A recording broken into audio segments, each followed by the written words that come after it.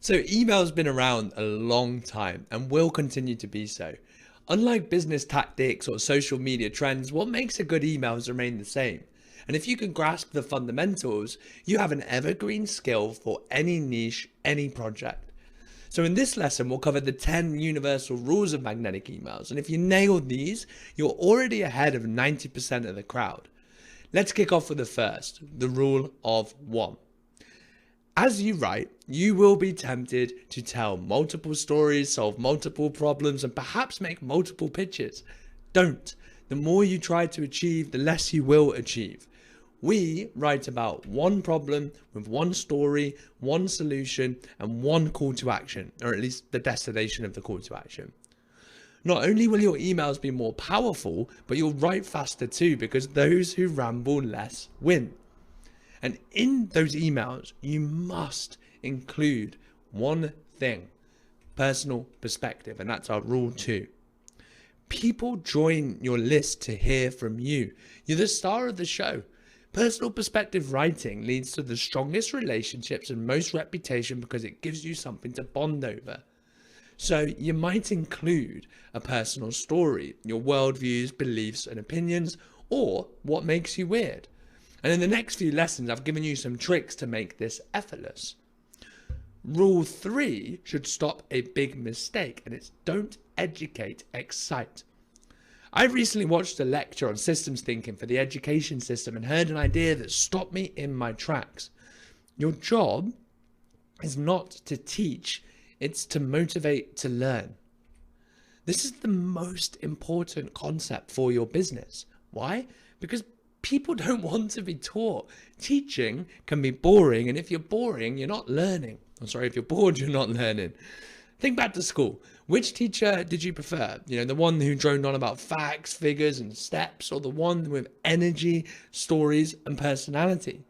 Your job as a writer is the same. Don't over-educate, excite.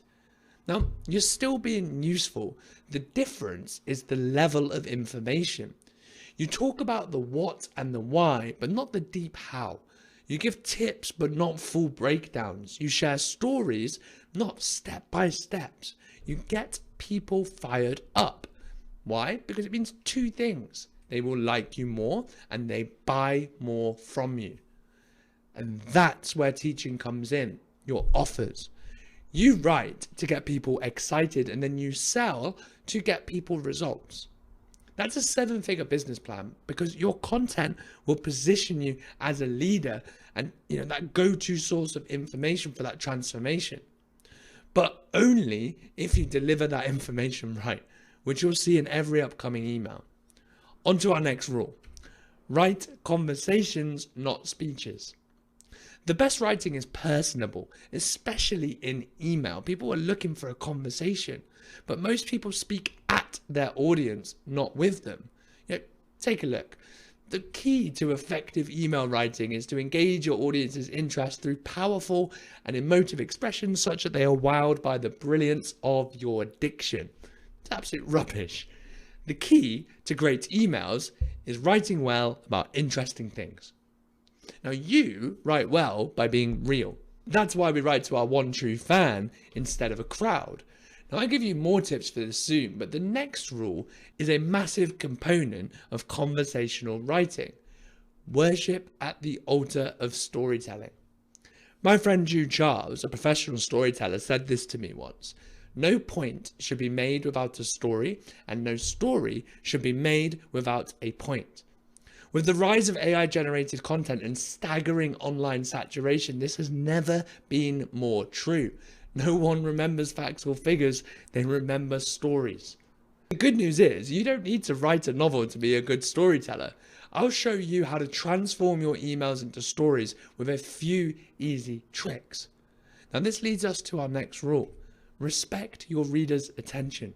Because there is no email too long or too short, just too crap. If you have low standards for what you put out, expect low standards for what you get back. Simple as that. What does this mean? Well, don't waste people's time, edit your work, put effort into your ideas, and if you know it's garbage, don't click send because no email is better than a bad email. But what do you send? Well, your job with emails is more about connecting ideas than creating them. This is something Seth Godin talks about. People don't want new, they want familiar. Now, that's not to say you don't build your own frameworks, concepts, and terms, because that's important for brand differentiation. But to build a raving fan base, all you have to do is apply your perspective to universal big ideas. These are topics that resonate deeply with human nature. For example, I can talk about systems, freedom, mastery, and impact all day long, leading you to a rule that we're already familiar with: hell yeah, not yeah. This is the most important point for building your brand. You cannot afford to be boring. You must have polarizing, contrarian views, because online, average is a death sentence.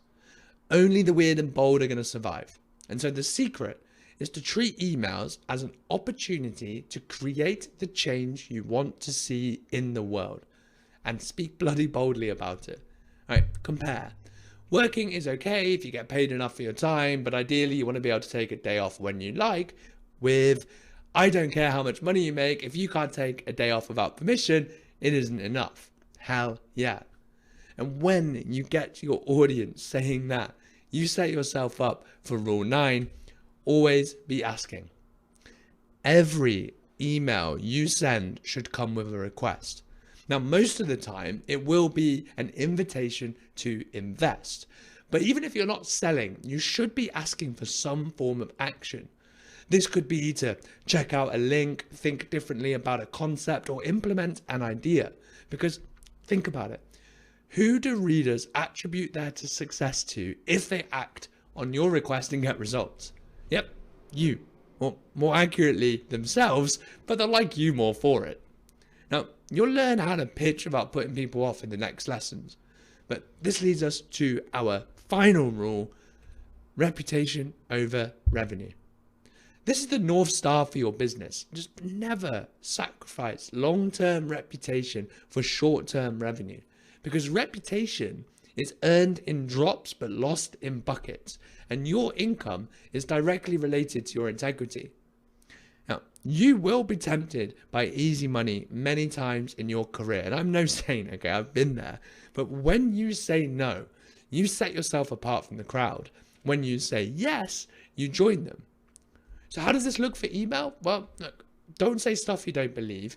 Never use fake urgency or scarcity. Stick to your word. Don't manipulate people into action, and don't send emails you wouldn't love to read yourself. Follow these 5 rules. People will notice when you hold yourself to a higher standard. The inverse is also true. A good reputation spreads fast, but a bad reputation spreads faster. Now you know the rules, I'm sure you're itching to get writing. But before I show you how to write, we need to discuss what to write. And so in the next lesson, I'm going to give you the 10 most powerful email angles that your audience will love to read, including 25 simple prompts to get your creative juices flowing. I'll see you there.